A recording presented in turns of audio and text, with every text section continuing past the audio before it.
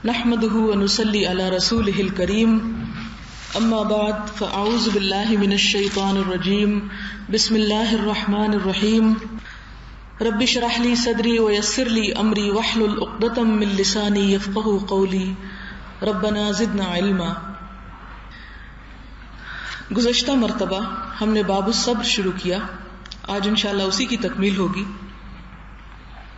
پہلی حدیث حضرت صہیب رومی سے روایت ہے، حضور صلی اللہ علیہ وسلم نے ارشاد فرمایا کہ تمہارے وقتوں میں سے پہلے ایک بادشاہ گزرا ہے، یعنی گزشتہ زمانے میں، جس کے پاس ایک جادوگر تھا۔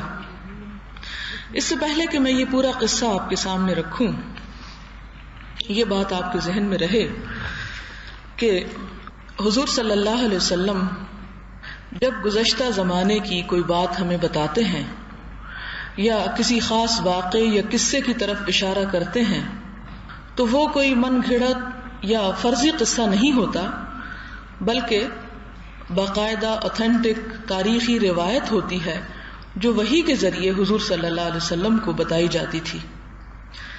یہ پورا قصہ جس طرح آپ پڑھیں گے اور جس نتیجے پر آپ پہنچیں گے اس سے آپ دیکھیں گے کہ اس میں بہت سے سبق ہیں ہمارے لیے بھی، لیکن چونکہ گزشتہ اقوام سے تعلق رکھتے ہیں اس لیے اس میں اگر کوئی شرعی احکامات ایسے آپ کو نظر آئیں جو ہماری شریعت سے ٹکراتے ہوں تو ان احکامات کو منسوخ سمجھا جائے گا، اور جو احکامات حضور صلی اللہ علیہ وسلم کی امت کو دیے گئے وہی اصل ویلڈ قرار پائیں گے۔ اس قصے سے جو چیز ہمیں لینی ہے وہ ہے صبر، کیونکہ یہ صبر کے باب میں وارد ہوا ہے۔ پھر ہم دیکھتے ہیں کہ یہ قصہ جو ہے یہ حدیث کی صحیح ترین کتاب مسلم میں روایت ہوا ہے، اس لیے سند کے اعتبار سے بھی اور اپنے متن کے اعتبار سے بھی یہ ایک صحیح واقعہ ہے۔ معلوم یوں ہوتا ہے گزشتہ اقوام میں سے کہ بنی اسرائیل کے علاوہ کسی اور قوم کا قصہ ہے، کیونکہ اگر بنی اسرائیل سے متعلق کوئی بات ہوتی تو حضور صلی اللہ علیہ وسلم اس کو واضح فرما دیتے۔ حضور صلی اللہ علیہ وسلم نے ارشاد فرمایا کہ گزشتہ دور میں ایک بادشاہ گزرا ہے جس کے پاس ایک جادوگر تھا۔ جب جادوگر بہت بوڑھا اور عمر رسیدہ ہو گیا تو اس نے بادشاہ سے کہا کہ میرے پاس کوئی نوعمر لڑکا بھیجو تاکہ میں اسے جادو سکھا دوں، یعنی اپنا فن اس کو دے دوں۔ بادشاہ نے ایک لڑکے کو جادو سیکھنے کے لیے بھیج دیا۔ لڑکا جس راستے سے جادوگر کے پاس جاتا تھا وہاں ایک راہب بھی رہتا تھا۔ راہب سے مراد ایک دین کی تعلیم دینے والا یا دین سکھانے والا یا دینی رہنما۔ لڑکا اس کے پاس بیٹھ جاتا، اس کی باتیں سنتا تو وہ بہت اچھی لگتی۔ جب وہ جادوگر کے پاس دیر سے آیا ایک مرتبہ تو اس نے دیر کرنے کی وجہ سے اسے بہت مارا پیٹا۔ لڑکے نے یہ بات راہب کو بتائی تو وہ کہنے لگا جادوگر کا ڈر ہو تو اس سے کہہ دیا کرو کہ گھر والوں نے روک لیا تھا، یعنی اگر اس کی باتیں سنتے سنتے اصل جگہ پہنچتے ہوئے دیر ہو جائے تو پھر تم یہ بہانہ بنا لیا کرو، اور گھر والوں سے ڈر ہو تو ان سے کہہ دیا کرو کہ جادوگر نے روک لیا تھا، کیونکہ اصل میں تو رک وہ بیچ میں کہیں رہا تھا۔ چنانچہ یہ سلسلہ جاری رہا۔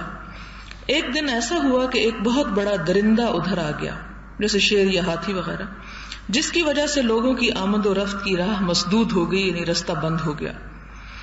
تب لڑکے نے سوچا آج اس کا موقع آ گیا کہ یہ دیکھا جائے کہ راہب اچھا ہے یا جادوگر، دونوں میں سے کون اچھا ہے، کون افضل ہے۔ چنانچہ اس نے ایک پتھر اٹھایا اور کہا اے اللہ، تیرے نزدیک راہب کا کام جادوگر کے کام سے بہتر اور پسندیدہ ہے تو اس درندے کا کام تمام کر دے، یعنی اسے ختم کر دے، تاکہ لوگوں کی آمد و رفت جاری ہو جائے، یعنی راستہ کھل جائے۔ یہ کہہ کر اس نے پتھر اس درندے کو مارا اور وہ پتھر کھاتے ہی مر گیا۔ لوگ حسب معمول آنے جانے لگے۔ پھر وہ لڑکا راہب کے پاس آیا اور اسے یہ واقعہ سنایا تو راہب نے کہا صاحبزادے، آج تو تم مجھ سے بھی افضل ہو گئے کہ اللہ تعالیٰ نے تمہارے ہاتھ سے ایک ایسا کام کرایا جو مجھ سے بھی نہیں ہوا کبھی۔ تو راہب نے کہا صاحبزادے آج تو تم مجھ سے بھی افضل ہو گئے، اب تمہارا معاملہ اس مرحلے پر آ گیا ہے کہ تمہیں ابتلا اور آزمائش میں ڈالا جائے. یعنی جب انسان کے ہاتھوں اللہ تعالیٰ ایسے کام کروانے لگے جو عام طور پر ممکن نہ ہو تو ساتھ ساتھ آزمائشیں بھی آنا شروع ہو جاتی ہیں، اور خاص طور پر اللہ کے دین کے راستے میں. اور جب یہ مصیبت پیش آئے تو میرا کسی سے ذکر نہ کرنا. یہ لڑکا نہ صرف عام امراض میں لوگوں کا علاج کرتا تھا بلکہ مادرزاد اندھوں اور برس والوں کو بھی اچھا کر دیا کرتا تھا. یعنی اللہ تعالیٰ نے اس کے ہاتھ میں، اس کے کلام میں اتنی شفا ڈالی کہ وہ لوگوں کو صحت بخشنے لگا اللہ کے حکم سے. بادشاہ کا ایک ساتھی اور مصاحب اندھا ہو گیا. اسے لڑکے کا حال معلوم ہوا کہ وہ دوسروں کو صحت یاب کرتا ہے، تو بہت سے ہدایا اور تحائف لے کر اس کے پاس آیا اور کہا کہ اگر تم مجھے بینا کر دو، یعنی میری بینائی واپس لوٹا دو، تو یہ سب کچھ تمہاری نظر ہے. لڑکا کہنے لگا وہ شفا میں نہیں بلکہ اللہ تعالیٰ دیتا ہے، اور یہی اللہ والوں کی پہچان ہوتی ہے کہ وہ کسی بھی کام کو اپنی قوت اور کمال کی وجہ سے نہیں کرتے بلکہ اللہ کے بھروسے اور اللہ ہی کا انعام اور اللہ ہی کی نعمت سمجھتے ہیں، اور اس کا اصل سورس اور اصل قوت خدا ہی کی ذات کو قرار دیتے ہیں. لڑکا کہنے لگا وہ شفا میں نہیں بلکہ اللہ تعالیٰ دیتا ہے، تم اللہ پر ایمان لے آؤ تو میں تمہاری شفا کے لیے اللہ سے دعا کروں گا. وہ مصاحب یعنی جو اندھا ہو چکا تھا اللہ تعالیٰ پر ایمان لے آیا. ظاہر ہے اسے صحت چاہیے تھی، اسے آنکھوں کی نظر چاہیے تھی، اور ایسے موقعوں پر جب انسان کسی سخت آزمائش میں مبتلا ہو جائے تو عموماً انسان ایمان بیچنے سے بھی گریز نہیں کرتا. تو اس نے صحیح دین کے اوپر صحیح ایمان قبول کر لیا، تو اللہ تعالیٰ نے اسے بینا کر دیا، یعنی دیکھنے کے قابل بنا دیا. جب وہ حسب معمول بادشاہ کے دربار میں حاضر ہوا تو بادشاہ نے پوچھا یہ تمہاری بینائی کس نے لوٹا دی؟ مصاحب نے کہا میرے رب نے. یعنی کہا اس لڑکے نے کہا میرے رب نے، کیونکہ ایمان لے آیا تھا اور اس شخص نے اسے اپنا غلام نہیں بنایا بلکہ اسے رب کا غلام بنایا اور رب سے جوڑا. یہ ہوتی ہے دین کی صحیح تبلیغ کہ بندوں کو اپنا غلام نہ بنایا جائے بلکہ اللہ تعالیٰ کا غلام بنایا جائے اور اللہ کے ساتھ جوڑا جائے. بادشاہ کہنے لگا میرے سوا بھی تیرا کوئی رب ہے؟ یعنی وہ اپنے آپ کو خدا سمجھتا تھا. مصاحب نے جواب دیا میرا اور آپ کا سب کا رب اللہ ہے. بادشاہ نے اسے گرفتار کر کے عقوبت خانے یعنی جیل میں بند کرا دیا. جب اسے اذیت دی گئی تو مجبور ہو کر اس نے لڑکے کے متعلق بتا دیا اور لڑکا گرفتار ہو کر آ گیا. بادشاہ نے لڑکے سے کہا کہ اب تم جادو کے زور سے اندھوں اور برس تک والوں کو اچھا کر دیتے ہو اور اتنے ماہر ہو گئے ہو. تو لڑکا کہنے لگا میں تو کسی کو اچھا نہیں کر سکتا، شفا تو اللہ تعالیٰ دیتا ہے. بادشاہ نے لڑکے کو بھی گرفتار کر کے تکالیف اور سزائیں دینا شروع کر دی. تو اس نے راہب کا پتہ نشان بتا دیا، یعنی اس مصاحب نے لڑکے کا بتایا اور لڑکے کو جب سزا ملی تو اس نے آگے راہب کا بتا دیا جو اصل استاد تھا سب کا. چنانچہ راہب کو بلوایا گیا اور اس سے کہا گیا کہ اپنا مذہب چھوڑ دو. اس نے انکار کیا تو آرا منگوا کر راہب کے بدن کو 2 ٹکڑوں میں چیر دیا گیا. یہ جیسا کہ آپ سورۃ البقرہ کی ایک آیت کی تفسیر میں پڑھ چکے ہیں کہ حضور صلی اللہ علیہ وسلم کے پاس جب ایک دن صحابہ کرام بہت تکلیف کے عالم میں پہنچے تو آپ نے فرمایا تم پر وہ کچھ نہیں گزرا جو گزشتہ اقوام پر گزرا. ان میں سے کسی ایک کے ساتھ ایسا سلوک بھی کیا جاتا تھا کہ آرے کے ساتھ جسم کو 2 حصوں میں تقسیم کر دیا جاتا اور پھر بھی وہ ایمان سے باز نہ آتا. تو یہاں پر بھی یہ کہ راہب کو بھی 2 حصوں میں تقسیم کر دیا گیا. پھر مصاحب کو بلوایا اور اس سے کہا کہ تم اپنا مذہب ترک کر دو، مگر اس نے بھی بادشاہ کا کہا ماننے سے انکار کر دیا کیونکہ ظاہر ہے کہ اتنا بڑا معجزہ ہو چکا تھا کہ اس کی آنکھیں واپس آ گئی تھی. تو آرے سے اس کے بھی 2 ٹکڑے کر دیے گئے. پھر اس لڑکے کو بلوا کر اس سے بھی یہی کہا گیا مگر لڑکے نے بھی انکار کر دیا. یہاں اصل میں اس حدیث میں جس باب میں یہ وارد ہوئی ہے صبر کے، یہ بتایا جا رہا ہے کہ ایمان کے لیے اگر جان بھی دینا پڑے تو وہ بھی کچھ مہنگا سودا نہیں، لیکن یہ وہی دے سکتا ہے جس کے اندر حقیقی معنوں میں صبر ہو اور جو مشکلات اور مصیبتوں پر صبر کر کے اپنے ایمان کو باقی رکھ لے. پھر اس لڑکے کو بلوا کر اس سے بھی یہی کہا گیا مگر لڑکے نے بھی انکار کر دیا. تب بادشاہ نے اس لڑکے کو اپنے چند لوگوں کے حوالے کر کے حکم دیا کہ اسے فلاں پہاڑ کی چوٹی پر لے جاؤ وہاں پہنچ کر بھی یہ اپنے انکار پر قائم رہے اور اپنے دین سے باز نہ آئے تو اسے وہاں سے نیچے پھینک دینا۔ چنانچہ وہ لوگ لڑکے کو لے کر چلے گئے۔ جب وہ پہاڑ پر چڑھ گئے تب لڑکے نے دعا کی کہ اے اللہ، جس طرح تو چاہے مجھے ان سے نجات عطا فرما۔ اسی وقت پہاڑ زلزلے سے لرزا اور محافظ پہاڑ سے گر کر ہلاک ہو گئے، اور لڑکا پھر بادشاہ کے پاس چلا آیا۔ بادشاہ نے لڑکے سے پوچھا تمہارے محافظوں کا کیا بنا؟ لڑکے نے کہا اللہ تعالیٰ نے مجھے ان سے نجات دے دی ہے۔ تب بادشاہ نے اپنے چند دیگر مصاحبوں کے لڑکے کو حوالے کر کے ان سے کہا کہ اسے ایک چھوٹی سی کشتی میں ڈال کر دریا کے بیچوں بیچ لے جاؤ، وہاں پہنچ کر بھی یہ اپنا مذہب ترک نہ کرے تو اسے وہیں ڈبو دو۔ جب وہ لوگ اسے لے کر دریا میں چلے تو لڑکے نے پھر وہی دعا کی کہ اے اللہ، تو جس طرح چاہے مجھے ان سے بچا۔ چنانچہ ان سب لوگوں سمیت کشتی ڈوب گئی اور لڑکا صحیح سلامت پھر بادشاہ کے پاس جا پہنچا۔ بادشاہ نے کہا تیرے محافظوں پر کیا بیتی؟ لڑکے نے جواب دیا میرے اللہ نے ان سے مجھے بچا لیا۔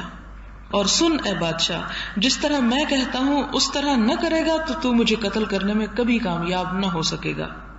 بادشاہ نے کہا وہ کیا بات ہے؟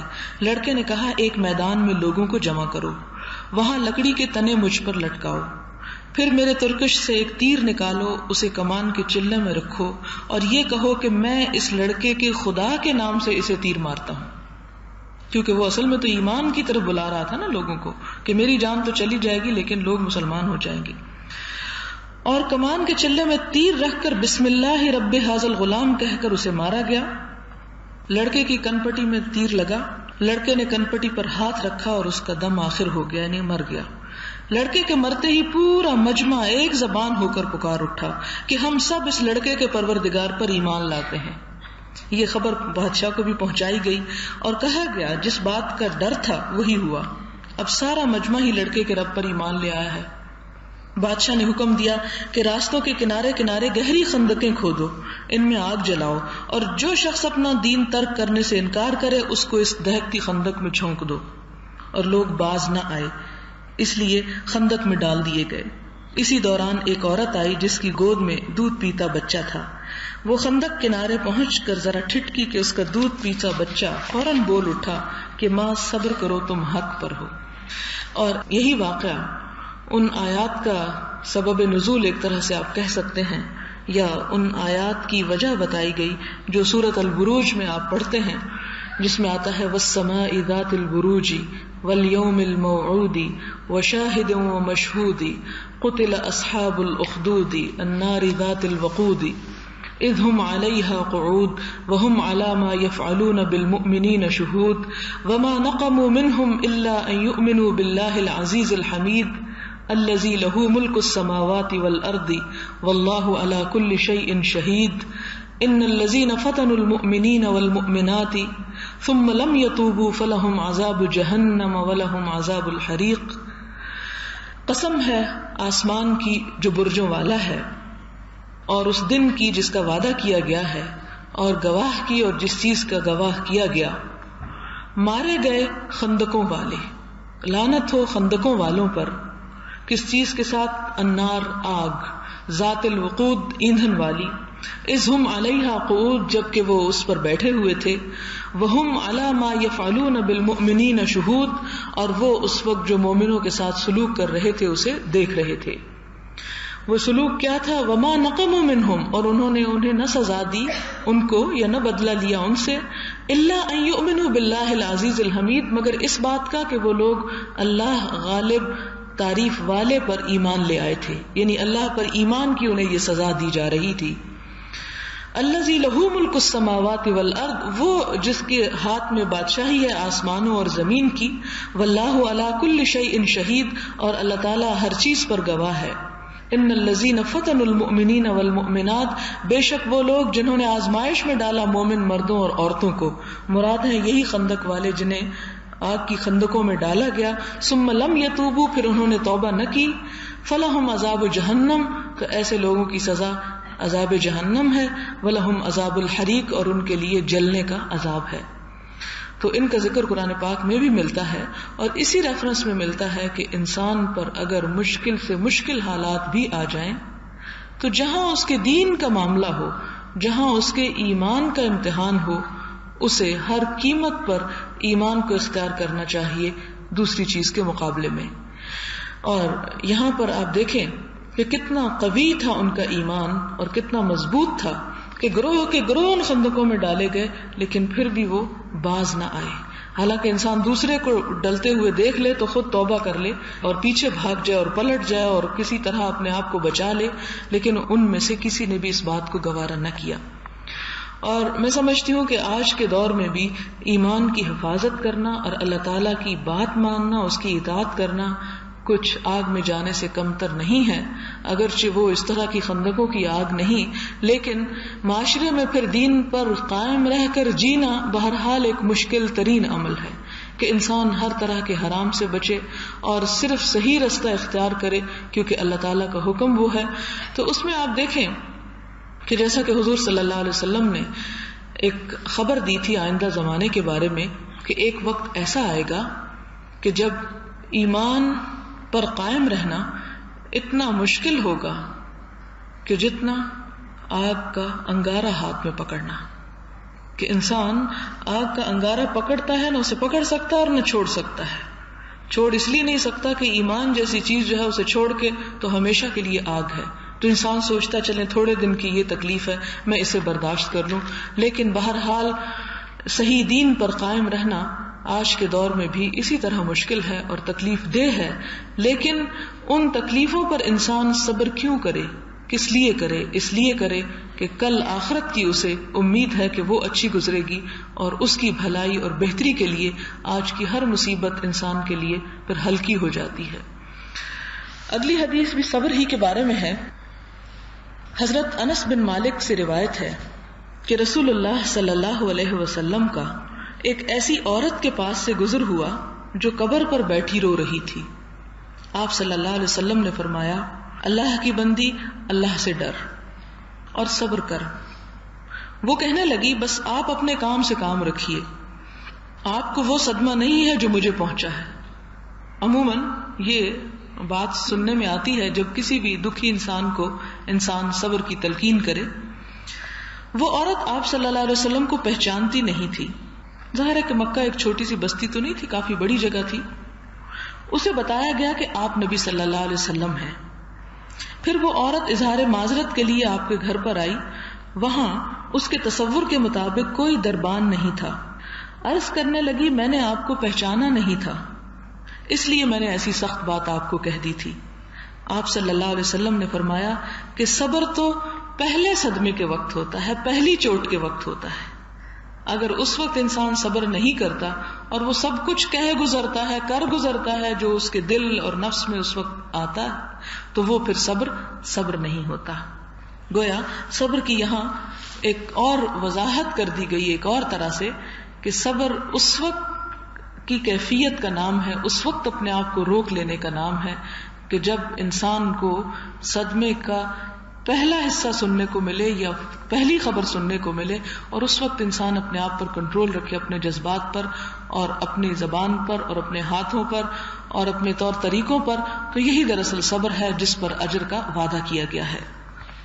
اگلی حدیث ہم دیکھتے ہیں کہ بخاری کی حدیث ہے. ان ابی ہریرہ رضی اللہ عنہ ان رسول اللہ صلی اللہ علیہ وسلم قال یقول اللہ تعالی ما لعبد المؤمن عندي جزاء اذا قبضت صفيه من اهل الدنيا ثم احتسبه الا الجنہ. حضرت ابو ہریرہ سے روایت ہے کہ رسول اللہ صلی اللہ علیہ وسلم نے فرمایا کہ اللہ تعالیٰ فرماتا ہے کہ جب میں اپنے بندہ مومن کی کوئی دنیاوی محبوب چیز لے لوں اور وہ اس پر صبر کرے تو اس کے لیے میرے پاس جنت کے سوا اور کوئی بدلہ نہیں ہے. کوئی بھی پیاری چیز مال میں سے ہو سکتی ہے، اولاد میں سے ہو سکتی ہے، رشتہ داروں میں سے ہو سکتی ہے، کوئی ایسی چیز جس کے لیے انسان بہت دل میں محبت رکھتا ہو، بہت چاہت رکھتا ہو، جب وہ اس سے لے لی جائے اور انسان اس پر اپنے آپ کو اللہ کی رضا کے اوپر راضی کر لے تو اس صبر کا اجر جنت کے سوا اور کچھ نہیں. اور جنت ایسی خوبصورت جگہ اور ایسی خوبصورت چیز کہ جس کے بارے میں حضور صلی اللہ علیہ وسلم نے فرمایا کہ ایسا حسین منظر کبھی کسی آنکھ نے دیکھا ہی نہیں. دنیا میں کوئی چیز اس کی مثال کی نہیں، اور ایسی حسین جگہ کے بارے میں کسی کان نے کبھی سنا ہی نہیں. اور جنت میں ایک کوڑا ایک گز بھر جگہ آپ کہہ لیں، ایک کوڑا رکھنے کی جگہ دنیا اور دنیا میں جو کچھ ہے اس سب سے زیادہ حسین ہے. اور دنیا تو چند دن کا کھیل ہے، چند دن کی بات ہے. لیکن آخرت، اگر اس صبر پر آخرت میں اتنا بڑا اجر اور جزا مل جائے تو انسان کے لیے پھر یہ کچھ کم سودا نہیں. اس چیز پر انسان کے لیے صبر کرنا پھر آسان ہو جاتا ہے، کیونکہ جو کچھ بھی انسان کے پاس ہے، جیسے کہ اللہ تعالیٰ فرماتے ہیں ما عندکم ینفد، جو تمہارے پاس ہے سب ختم ہو جائے گا، وما عند اللہ باق، اور جو خدا کے پاس ہے وہ باقی رہنے والا ہے. تو جو چیز ختم ہو جائے اس کی تو کوئی حقیقت ہی نہیں، اور جو باقی رہے وہی انسان کا اصل سرمایہ اور اصل خزانہ ہے. اگلی حدیث بھی بخاری کی حدیث ہے. وعن عائشة رضی اللہ تعالی عنہا انہا سألت رسول اللہ صلی اللہ علیہ وسلم عن الطاعون فأخبرها أنه كان عذابا يبعثه الله تعالى على من يشاء فجعله الله تعالى رحمة للمؤمنين فليس من عبد يقع في الطاعون فيمكث في بلده صابرا محتسبا يعلم أنه لا يصيبه إلا ما كتب الله له إلا كان له مثل أجر الشهيد رواه البخاري. حضرت ام المؤمنین حضرت عائشہ صدیقہ رضی اللہ تعالی عنہا فرماتی ہیں کہ میں نے رسول اللہ صلی اللہ علیہ وسلم سے طاعون کے متعلق دریافت کیا. پلیگ، یہ جو بیماری انڈیا میں پھیلی تھی، اور آپ کو یاد ہوگا کہ وہ کیوں پھیلی تھی. بابری مسجد کا جب حادثہ ہوا اور ملک کے طول و عرض میں وہاں پر بھی مظاہرے اور ہنگامے ہوئے، تو سورت نام کی ایک جگہ ہے جہاں پر مسلمانوں کو ہندوؤں نے شدید قسم کی تکلیفیں دی، اور طاعون وہیں سے پھیلا. اور جیسا کہ آپ جانتے ہیں کہ اس دور میں تقریباً طاعون ناپید ہو چکا ہے، لیکن وہ ایک طرح سے عذاب الہی کی شکل تھی جو اس قوم پر نازل ہوئی. اور پھر اس کی وجہ سے ہوا یہ کہ ان لوگوں نے مسلمانوں کے ساتھ جو زیادتیاں کی تھی، ان کے گھر جو گرائے تھے اور ان کے اوپر جو کچھ کیا تھا، اس کا ایک طرح سے انہیں بدلہ بھی دیا. اور ان کے لیے وہ خود مائک اور لاؤڈ سپیکرز اور دریوں اور صفوں کا انتظام کرتے ہر جمعے کے لیے کہ وہ اپنی نمازیں پڑھ سکیں. اور وہ جو کچھ ان کے ساتھ زیادتیاں کر چکے تھے ان سب کا انہوں نے ان سے معافی بھی مانگی. تو اسی طرح حضور صلی اللہ علیہ وسلم نے طاعون کی بیماری کے بارے میں فرمایا کہ وہ ایک طرح سے عذاب ہوتا تھا جو گزشتہ اقوام پر اللہ تعالیٰ مسلط کیا کرتے تھے. اور آج کے اس ترقی یافتہ دور میں بھی اگر طاعون کہیں پھیلتا ہے تو وہ سراسر عذاب ہی کی ایک شکل ہے، جیسا کہ ہم نے اپنی آنکھوں سے دیکھا. حضرت عائشہ رضی اللہ تعالی عنہا نے جب دریافت کیا کہ طاعون کیا چیز ہے تو آپ نے فرمایا کہ یہ ایک عذاب تھا، اللہ تعالیٰ جن پر چاہتا اسے مسلط فرما دیتا تھا، لیکن اللہ تعالیٰ نے مسلمان کے لیے اسے بھی رحمت بنا دیا. یعنی اگر مسلمانوں پر طاعون کی بیماری آتی ہے تو وہ عذاب نہیں ہوتا بلکہ رحمت ہوتی ہے. لہذا اللہ تعالیٰ کا کوئی بندہ ایسا نہیں جو اس مرض کی مصیبت کے وقت اسی شہر میں صبر کے ساتھ رکا رہے اور اللہ تعالیٰ سے ثواب کا امیدوار رہے اور یہ سمجھے کہ جو کچھ پہنچا ہے یہ سب اللہ تعالیٰ کی طرف سے ہے. ایسے بندے کو اللہ تعالیٰ ایک شہید کے اجر کے برابر ثواب عطا فرمائیں گے. یعنی اس بیماری پر صبر کرے، وہاں سے بھاگے نہیں، کیونکہ یہ منع کیا گیا ہے کہ جس بستی میں طاعون پھیل جائے نہ تو وہاں کوئی اندر جائے اور نہ وہاں سے نکل کے کوئی اور باہر جائے. یعنی بھاگنا نہیں چاہیے کیونکہ موت وہاں آنکھوں سے نظر آ رہی ہوتی ہے. تو طاعون سے بھاگنا دراصل تو موت سے بھاگنا ہے، لیکن اس پر اگر انسان صبر کرتا ہے اور اپنے آپ کو روکے رکھتا ہے تو اس صبر کا صلہ اگر انسان مر جاتا ہے تو شہید کی موت مرتا ہے، اور اگر زندہ رہ کے وہ ساری مصیبت کو اچھے طریقے سے برداشت کرتا ہے تو اس پر بھی اس کے لیے شہید کے برابر صلہ رکھا گیا. ایک اور حدیث ہے حضرت انس ابن مالک سے، قال سمعت رسول اللہ صلی اللہ علیہ وسلم یقول ان اللہ عز وجل قال اذا ابتلیت عبدی بحبیبتیہ فصبر عوضته منہم الجنۃ یرید عینیہ رواہ البخاری. بخاری کی اس حدیث کا مطلب یہ ہے، حضرت انس سے روایت ہے، کہتے ہیں کہ میں نے حضور صلی اللہ علیہ وسلم کو یہ ارشاد فرماتے سنا کہ اللہ تعالیٰ نے فرمایا ہے کہ میں اپنے کسی بندے کو جب اس کی دو محبوب چیزوں، دو پیاری چیزوں میں مبتلا کر دیتا ہوں اور وہ اس آزمائش پر صبر کرتا ہے تو میں ان دونوں چیزوں کے بدلے میں اسے جنت عطا کرتا ہوں. یہاں دو پیاری چیزوں سے مراد اس کی دو آنکھیں ہیں. یعنی اگر کسی شخص کی بینائی جاتی رہے، دنیا میں وہ اندھا ہو جائے، تو اللہ تعالیٰ اس نعمت کے چھین لینے کے بدلے میں، نعمت کے واپس لینے کے بدلے میں اس کے لیے جنت کا وعدہ فرماتے ہیں. اور یہ اسی وقت ہو سکتا ہے جب انسان اس مصیبت پر صبر کرے.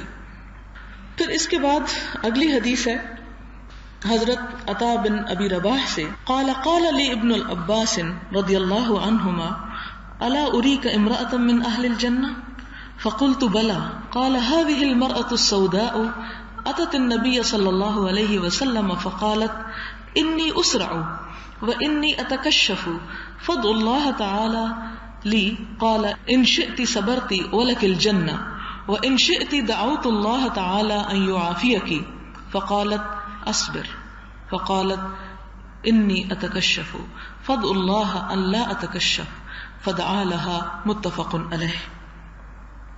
اس حدیث کا مطلب یہ ہے حضرت عطا بن ابی رباح کی کہ مجھ سے حضرت ابن عباس رضی اللہ تعالی عنہ نے فرمایا کہ تم ایک جنتی عورت کو دیکھنا چاہتے ہو؟ میں نے کہا ضرور دکھائیے.